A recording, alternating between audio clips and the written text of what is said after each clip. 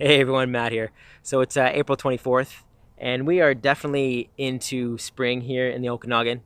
I did just see some drones that are flying around. So we have mature drones. The the dandelions started sprouting 3-4 days ago, and you can see pretty much all the trees in my yard here are starting to blossom. Our plum tree just started. Our peach tree is in full blossom, I'd say now, um, and our little apple tree started with little blossoms. But I'm sure you can see back here in this field back here, the that's that arrow leaf balsam root, which is it's all over the place there, all that yellow there. But anyway, so today what we're doing is we are starting our preventative swarm kind of maintenance stuff. And so what we're doing is we're artificially swarming the queen out of 3 of our hives. And the 3 nukes that we're making are actually going to go over to my other apiary just over the way there. So here I'll kind of show you what we're doing. So we're going to artificially swarm the queen in 2 frames of brood out of the brown hive here. And then we're going to do some notching, which is basically just smushing down some comb so they have enough room to make really big queen cells on certain frames. But anyway, so we're going to do that in the brown here, the blue, and then also the Lorax hive here. And I don't have my new hive bodies made for the other apiary, so we're going to use these 3 here, the 2 swarm trap hives, and then also the old Timmy with the big frame conversion. And you'll see on this one, and actually all 3 of them have some hardware cloth, and this one's just got push pins. And that's my attempt at a robbing screen. And I think I'm going to use robbing screens more this year. Maybe do a little experimenting with them, just see how they work and that kind of thing. Just because this winter I read a lot and then watched some lectures about how diseases are spread from bees drifting from other colonies, and then also from other apiaries like drones and that, when they can go in any hive spreading mites.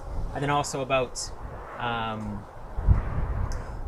if a colony gets super weak and then another strong colony is robbing that out, they take all the mites from that and bring it to the healthy colony, the mite bomb they call it.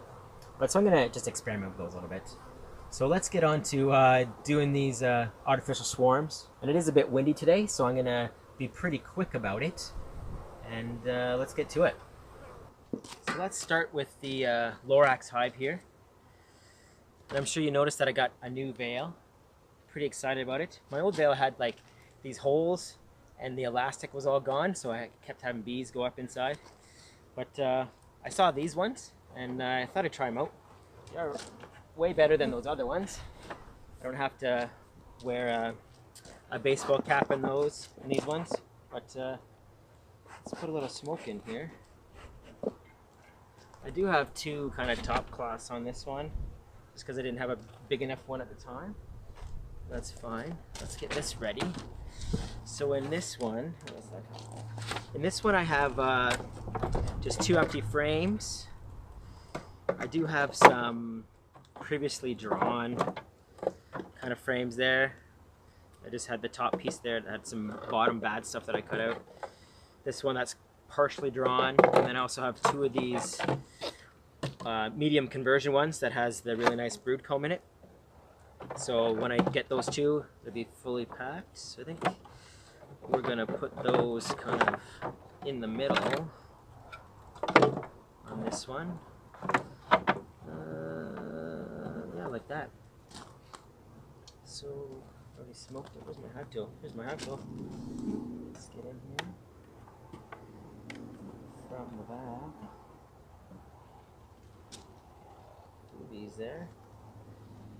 Let's put this over here. They're doing honey things. That's not what I want.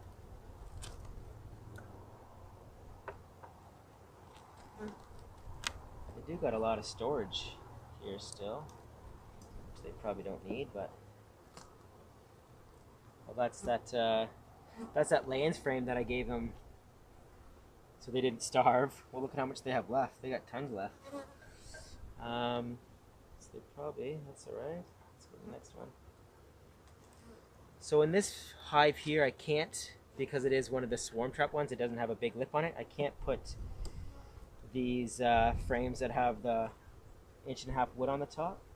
So I'll push that one out, but it does seem to have some brood on it.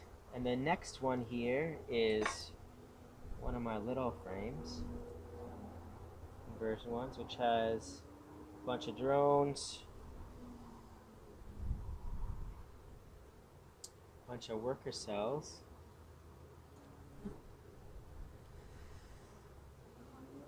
which would be good for that hive.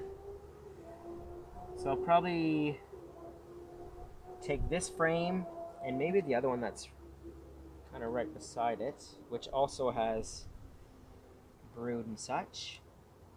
We just got to find the queen now. And whoop, let's check out what this next one looks like.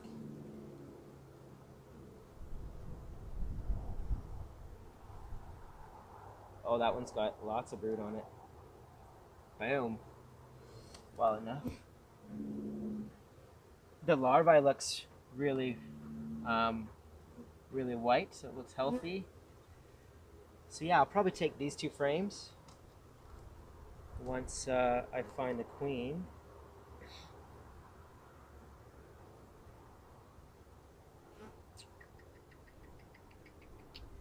So I do not see her on this one, but we will throw this one in here first anyways.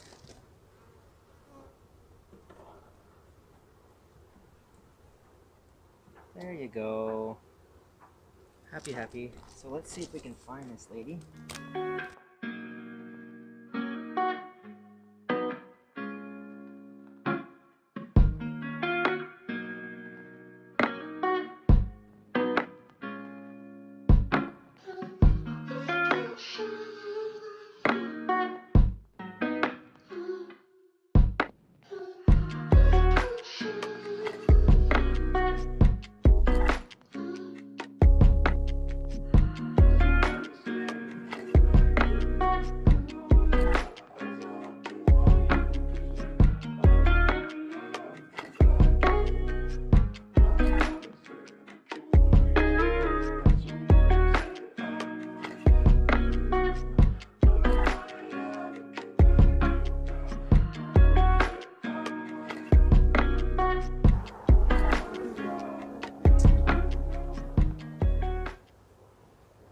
Okay, last frame.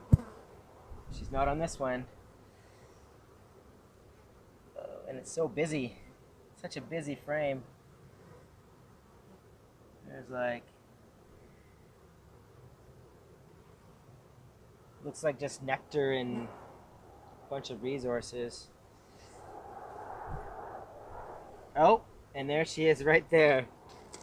Her mark is almost off. Let's get up here.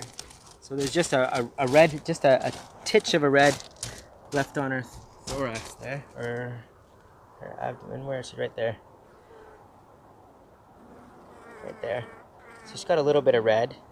I am going to transfer her to this other hive. I won't bother marking her. I do have my red pen here, but I'll just, for the sake of quickness, we'll just peel her off there, put her on one of these, this frame in here, and then I'll move another one of those shallow frames in. I lost her. Oh, here she is. Oops, sorry. Uh-oh, that's gonna suck. I just squished a bee there. Let's just put this down here really quick. Squished him and he stung me. Little bugger. Let's get that out. First sting of the 2019 season. That's unfortunate. Just smoke that so it doesn't smell.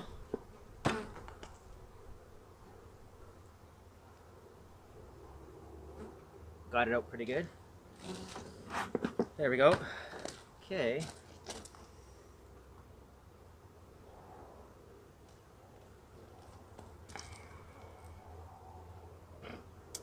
Okay, here she is. So let's just...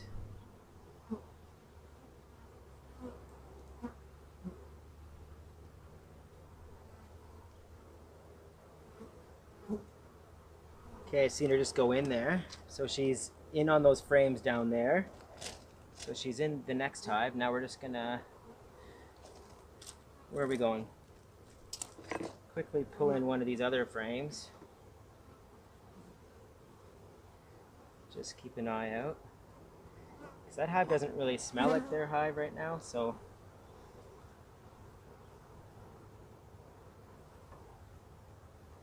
She might want to bolt. But this one has...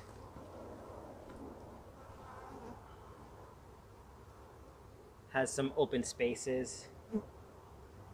And some, like on this side, it's got some old drone, or old worker comb there, really dark, that's going to hatch out soon. So we'll put this in here. So let's just take this other one out here, just so we don't squish the queen. Oh, Maddie got stung. Put it in here. Now they're a little upset. And then we'll put this other one in there.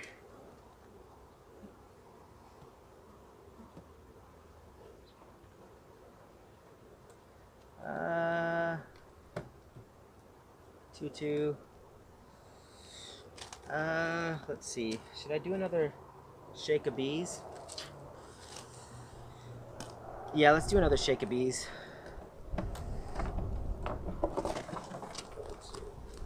Even though, like normally you do a couple shakes of nurse bees from other frames if you're going to leave it in the same apiary, because all your foragers will fly back. But these ones we are moving her to a different apiary, so they won't be able to fly back. They won't find it. So let's go. Oh, they love that. This one in here. Just gonna put these in here nice and quick.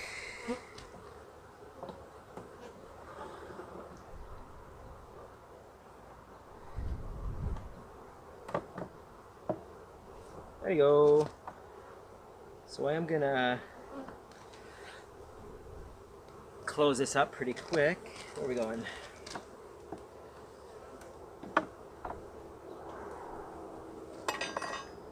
So close this up. I'm gonna put it in the shade over there because we have 2 more to go. Boom, done. And both entrances are closed with the screen. So let's close this up and we'll move on to the next one. So a quick look. Oh, you know what I almost forgot was the notching. Where was it? I think on this frame I've seen a bunch. Like I was saying before, the only thing that notching really does is, well, that's all eggs. All it really does is it like pushes out the comb to make them think that someone has already, one of the other workers has already decided that it's going to be a queen cell. So it's really long.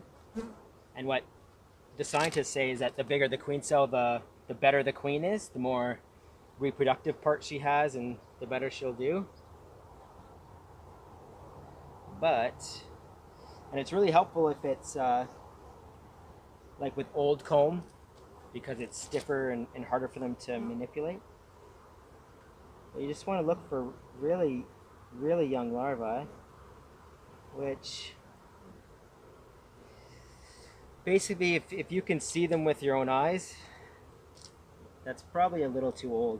Let's get out here. Watch out. This one does have a bunch of, knock them off.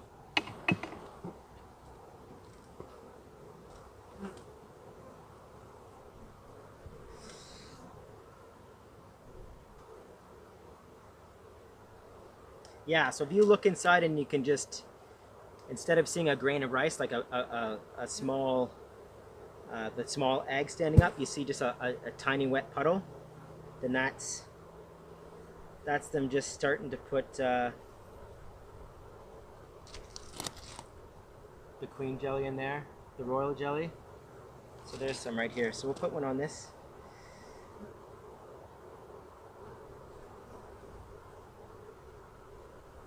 Actually, that's not really a really good one. because there's, but nonetheless. And then this side has a bunch. Let's see. And really the easiest way is you just look where you can see eggs and then where the larvae starts to meet. And you just kind of push your hive tool in until it pushes the wall down, just kind of like that. So we'll put that in there. So that's the third from the front. Let's just close these up. Oh, you can hear that queenless roar. They know that someone's missing. So that's the third from the front that's got one, or some. Let's see on this one.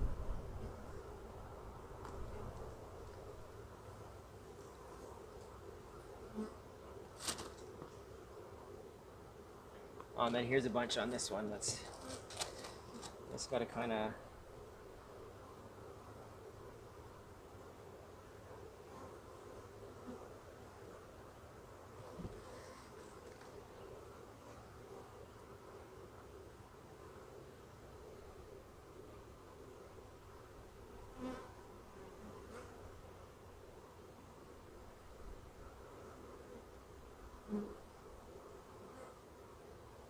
So there you go. So I just did 2.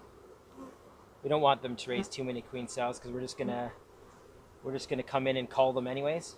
So I really only did 2 notches, but in reality they'll probably make as many queen cells as they think that they have the resources to, you know, to tend to them. So it'll probably have like, I don't know, 15 or so, 20s. We'll see.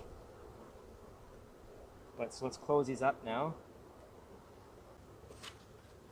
They're all cleaned up. There we go, little hole. There we go. Ugh, done and done. Let's get this one into the shade.